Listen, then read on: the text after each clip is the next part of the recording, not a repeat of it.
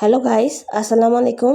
আমি এখন পাঙ্গাস মাছ ভুনা করে দেখিয়ে দেবো কীভাবে ভুনা করতে হয় খুব সুন্দর মতো সহজ উপায়ে। আমি মাছটা তার জন্য আগে থেকে লবণ দিয়ে আর হলুদ দিয়ে মাখিয়ে রেখে দিয়েছিলাম 10 মিনিটের মতো। এখন 10 মিনিট পরে খুব সুন্দর মতো ভাজি করে নিচ্ছি। এখন আমি মাছগুলো দিয়ে দিচ্ছি তেলে।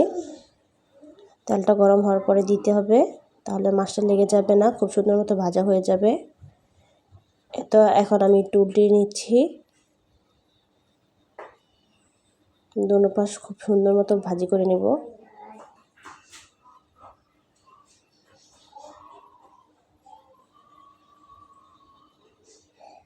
তো মাছটা খুব সুন্দর মতো উল্টে নেওয়া হলো। এখন খুব সুন্দর মতো ভাজাটা হয়ে যাচ্ছে। এখন আমি উঠিয়ে রেখে দিচ্ছি। এই তো মাছগুলো খুব সুন্দর মতো উঠিয়ে রেখে দিব। এখন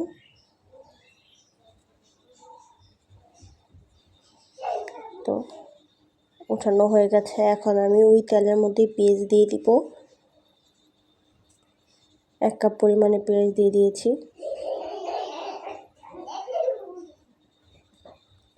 এটা খুব সুন্দর মতো নাড়াচাড়া দিয়ে ভেজে নিতে হবে।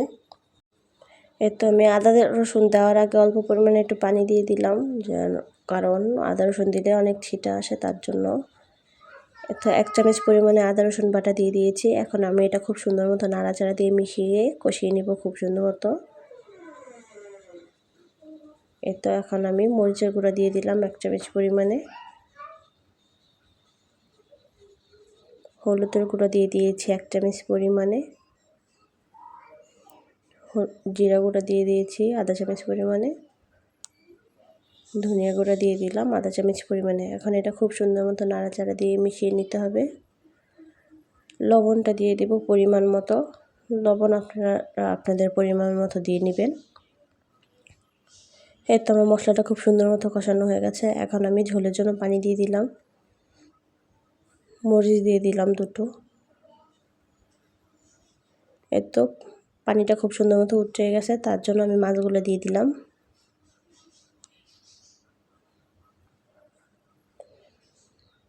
তো এখন নাড়াচাড়া দিয়ে খুব সুন্দর মতো ঝোলটা একটু কমিয়ে নিব।